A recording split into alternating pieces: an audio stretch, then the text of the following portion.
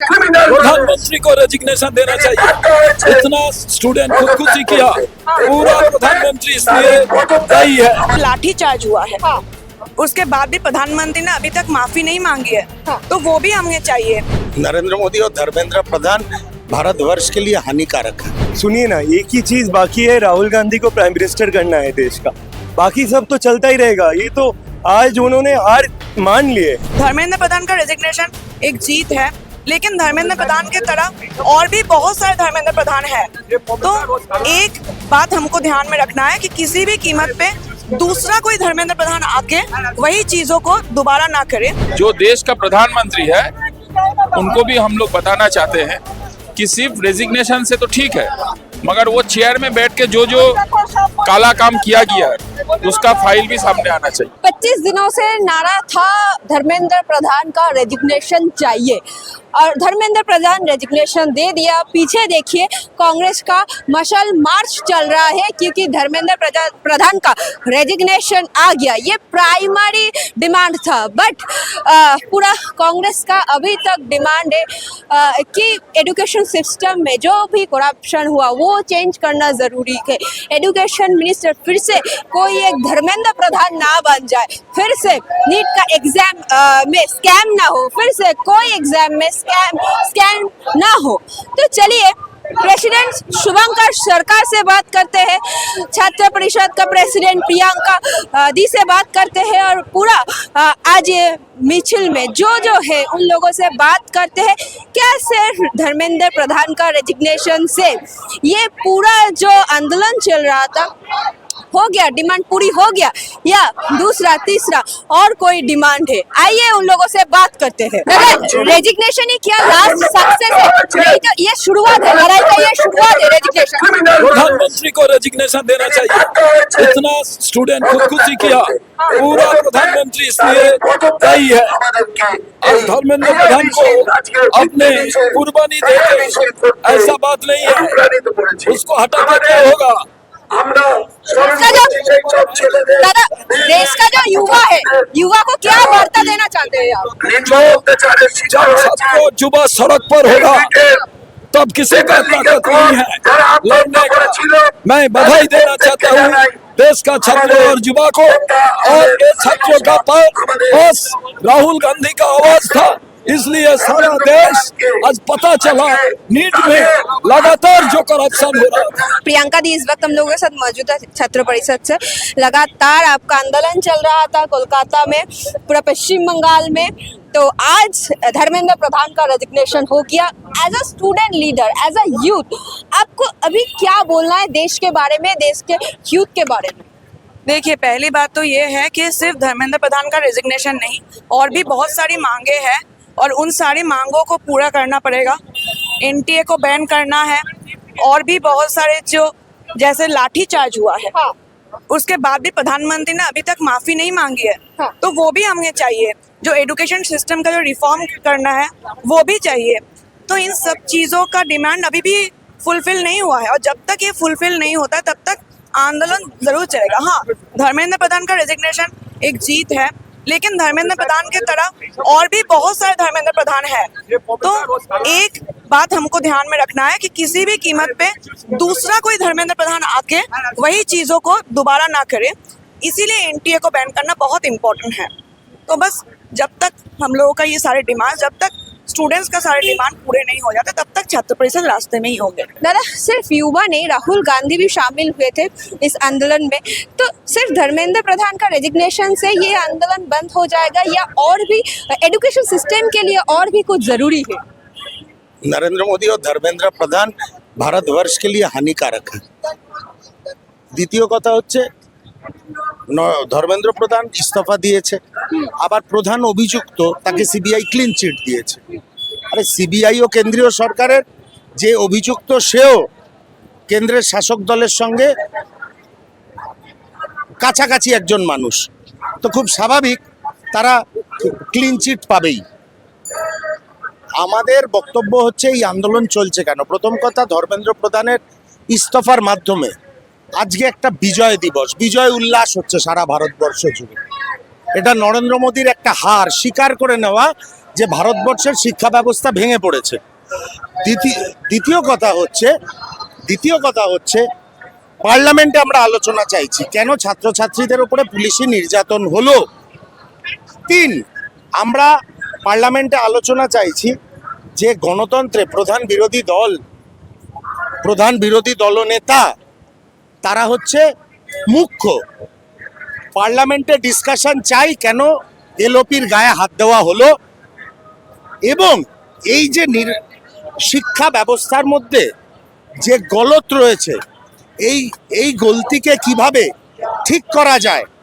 বিরোধীদের বক্তব্য পার্লামেন্টে শুনতে হবে কেন্দ্রীয় সরকারের। এইগুলোই হচ্ছে আমাদের দাবি। সেই দাবি নিয়ে আজকে আমাদের মিছিল, এবং এই আন্দোলন শুধু ইস্তফাতে শেষ হবে না, এই আন্দোলন চলতে থাকবে। दादा ये जो आंदोलन लगातार हो रहा था उसके बाद मोदी जी मित्रों से फ्रेंड्स तक आ गया और धर्मेंद्र प्रधान रेजिग्नेशन दे दिया, और आगे क्या क्या बाकी है सुधारने का ये जो एजुकेशन सिस्टम है। सुनिए ना, एक ही चीज बाकी है, राहुल गांधी को प्राइम मिनिस्टर करना है देश का। बाकी सब तो चलता ही रहेगा। ये तो आज उन्होंने हार मान लिए है, तो अभी जीत एक ही आदमी का होगा, वो राहुल गांधी का होगा। पूरा देश में राहुल गांधी का लहर बनेगा। हाँ, कि जो इंसान सामने, देखिए बहुत सारे लोग भूल जा रहे हैं। मैं देख रहा था आज सबसे पहले कोटा में तो इस जो इलेक्शन है, ये जो लीक के बाद सबसे पहले राहुल जी ने कोटा में सबके सामने बोला था। देखिए राहुल जी का आप थोड़ा ट्विटर टाइमलाइन देख लीजिएगा। 2018 में उन्हें बोला था कि देखिए आगे का दिन में एजुकेशन का सिस्टम पूरा कोलैप्स होने वाला था। तो मैं यही बोलूंगा, देखिए ये लोग अभी बैकफुट में जाके ये लोग को अभी कुछ स्टेप लेना पड़ा। बट राजनीति तो खत्म नहीं हुआ है ना। राजनीति क्या है? पॉलिटिक्स ऑफ डेवलपमेंट जो हम लोग का पार्टी का सोच है, राहुल जी का सोच है, उसको सामने रख के हमारे जो, देखिए हम लोग कभी भी इनडिसिप्लिन नहीं है। हम लोग कोई ऐसे काम नहीं करेंगे जो से किसी आम इंसान को तकलीफ हो, पुलिस को तकलीफ हो, आप जैसे जर्नलिस्ट लोग को तकलीफ हो, क्योंकि आप लोग तो अपना काम कर रहे हो, आपको भी अपना घर चलाना है। लेकिन जो बच्चे लोगों का जिंदगी चला गया है, जो इसका आप देखे होंगे, जब हमारे राहुल जी उत्तराखंड में जाके अपना प्रेजेंटेशन किया, एक पिताजी आए थे उधर पे, उनका जैसे हम भी एक बच्चे का 2 बच्चे का पिताजी है, वैसे किसी के साथ होना नहीं चाहिए। कोई भी पैसा उनका वो फीलिंग उनका बेटी वापस नहीं ला सकता है, तो वो क्यों चली गई? उनको तो एग्जाम देना था, उनका जिंदगी का एक मकसद था, एम्बिशन था, वो मकसद से वो फेल हो गया। तो ये आज इतना शोर का क्या जरूरत था? अगर धर्मेंद्र प्रधान जी, उन्होंने तो खुद बोला कि मैं रिस्पॉन्सिबल हूँ, तो उनको छोड़ देना चाहिए था। 25 दिन पहले ही छोड़ देना। हाँ, ये सब आज में जितने लोगों पे मारपीट हुआ, पुलिस का केस चल रहा है, क्यों होना चाहिए? यही हमारा पॉइंट है, हमारे नेता का पॉइंट है। आज हम लोग ये जो मिছিল कर रहे हैं, इसके पीछे एक और मकसद है। हम लोग चाहते हैं कि मोदी जी भी अपना माफी मांगे देश से। वो आके अभी सोशल मीडिया में, अभी इंस्टाग्राम में वो अपने आप को सामने रखना चाहते हैं। मैं इनको एक ही चीज बोलना चाहता हूँ कि इतना सिंपल नहीं है। वो 13 साल से देश का प्रधानमंत्री है, तो उनको तो रिस्पॉन्सिबिलिटी लेना चाहिए। Rahul ji leader of opposition जो बात रख रहे थे, अभी वो सोनम वांगचुक को अपने साथ तरफ कर लिया। Congress is the only political party which is fighting the BJP, और यही देश को लोग को जानना पड़ेगा। और देख लीजिए कि ऐसे आपका वोट अगर डिवाइड हो गया ना, तब मोदी जी के लिए बहुत अच्छा होता है। और तो 29 में इलेक्शन है, तो जेनजी बोल रहा है धर्मेंद्र प्रधान का रेजिग्नेशन के बाद धर्मेंद्र प्रधान झुक गया। झुका हुआ ही था, तो उसमें और नया क्या बोलना है? देखिए एक 65 के ऊपर हुई, एक टाइम पे तो मोदी जी बोलते थे कि 70 के ऊपर रिटायरमेंट करना चाहिए। धर्मेंद्र प्रधान का उम्र कितना है मेरे को पता नहीं है, बट उनको फिट तो लगते नहीं थे। एजुकेशन होने के लिए फिट भी, मेंटली फिट और सब कुछ होना चाहिए। तो देखिए अभी वो चैप्टर खत्म हो गया। दूसरा चैप्टर है कि मोदी जी को माफ़ी मांगना चाहिए। हम लोग से नहीं, पूरा देश का नौजवान से, देश के जो 25 बच्चे का जो देहांत हो गया, उनके पेरेंट्स से माफ़ी मांगो। ये माफ़ी मांगो कि आगे के दिन में ऐसा कुछ, वो लॉ तो बहुत सारे चेंज किए हैं, फिर भी तो पेपर लीक होने लगे हैं। तो 13 साल एक आदमी फुल पावर लेके बैठा हुआ है, तो वो अगर सिस्टम को कोलैप्स करता है, तो दूसरे पे कैसे वो बोल सकते हैं? तो ये हमको सुनने में आया था कि 47 स्टाफ जो एजुकेशन डिपार्टमेंट में है उनको हटा दिया, ये सब कर दिया। बट एक चीज आपको समझ लीजिए, पेपर तो एक ही चीज का होता है। हाँ। पेपर वो लीक कैसे होता है? लीक कैसे हो सकता है? कहीं ना कोई करप्शन है, तो वो बोले थे कि ना खाऊंगा ना खाने दूंगा। तो ये सब बात अभी हमारे आवाम को समझना चाहिए, लोगों को समझना चाहिए। और हम लोग कितना बोल रहे, लोग को तो समझना पड़ेगा ना। आप लोग यही है, देखिए हम लोग पुलिस भी इतना कुछ करेंगे, हमारे बहुत सारे लोग कल जो स्टूडेंट और यूथ थे उनके नाम पे केस वेस ठोक दिया जा रहा है। गुंडा दमन बिल, सब गुंडा नहीं है। कांग्रेस जो करते हैं ना, वो गुंडा कैसे हो सकते हैं? हम लोग 50 साल के पावर में नहीं है, क्या मिलेगा किसी को कांग्रेस का फ्लैग पकड़ के? वो प्यार करता है कांग्रेस का आइडियोलॉजी से, इसलिए पकड़ता है। तो यही, और क्या बोलेंगे, बोलिए। दादा, इतना सारा आंदोलन हुआ पूरा देश में, रेजिग्नेशन दे दिया Dharmendra Pradhan, but BJP supporters का कहना है रेजिग्नेशन दे दिया, अब नीट का पेपर लीक बंद हो जाएगा। तो देखिए, कौन सीजेपी है तो हम बता नहीं सकते हैं ना, हम कांग्रेस वाला है। कांग्रेस का बात हमसे अच्छा से पूछिए, हम जवाब देंगे। पहले बात तो ये है, राहुल गांधी ने जो आंदोलन किया देश भर में, इसी के पहले कोटा जो दिखाया गया था, तभी पूरा देश में जो यंग जनरेशन है इसके ऊपर में लोगों का चिंतन आया और ये आंदोलन जारी है। और धर्मेंद्र प्रधान जी ने रिजिग्नेशन दिया है, मगर जो आक्रमण किया है छात्रों के ऊपर में, जो हमारा देश का बेटियों को कपड़ा फाड़ा, उसका अगेंस्ट में कोई एक्शन हुआ अभी तक? ये नहीं हुआ, तो ये तो गलत है। और जो देश का प्रधानमंत्री है उनको भी हम लोग बताना चाहते हैं कि सिर्फ रेजिग्नेशन से तो ठीक है, मगर वो चेयर में बैठ के जो काला काम किया गया उसका फाइल भी सामने आना चाहिए। और दादा, एजुकेशन सिस्टम के अंदर क्या क्या चेंज आना जरूरी है आपको लगता है? Education system transparent for the students, by the students and always देश का हित में होना चाहिए। यही चेंज लाना है जो एक ट्रांसपेरेंट सिस्टम कर सकता है। धर्मेंद्र प्रधान ने रेजिग्नेशन दिया, बट 25 डेज के बाद हंगर स्ट्राइक हुआ, स्टूडेंट के ऊपर लाठीचार्ज हुआ, मतलब रेजिग्नेशन देना ही था तो पहले दिन क्यों नहीं दिया? वही तो मैं, हम लोग की वही भी बात है, अगर देना ही था तो 2 दिनों में दे देते, इतना दिन क्यों गए? इतना जाने भी गए इस बीच। एक्चुअली वो देना ही नहीं चाहते थे। कल जो सिचुएशन हुआ वो एकदम कंट्रोल के बाहर जा चुका था, ये देख के ये सिचुएशन लिया गया गवर्नमेंट से। मतलब आपको क्या लगता है धर्मेंद्र प्रधान को फिर से कोई मिनिस्ट्री दिया जाएगा? मतलब सेंट्रल मिनिस्ट्री को क्या? आई थिंक उसके पास और एक मिनिस्ट्री है, आई थिंक इसके पास और एक मिनिस्ट्री है, और शायद उसको और एक दिया जाएगा। ये तो लोग का आपस का बात है, हम लोग इसमें इंटरेस्टेड नहीं है।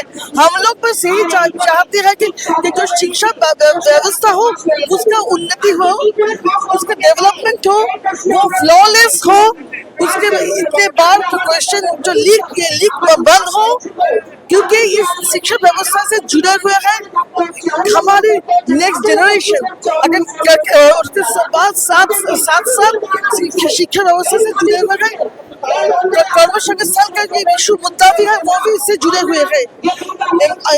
एम्प्लॉयमेंट इशू को याद रखें और देश को आगे बढ़ाने के लिए भी ये शिक्षा व्यवस्था का बहुत अहमियत भूमिका है।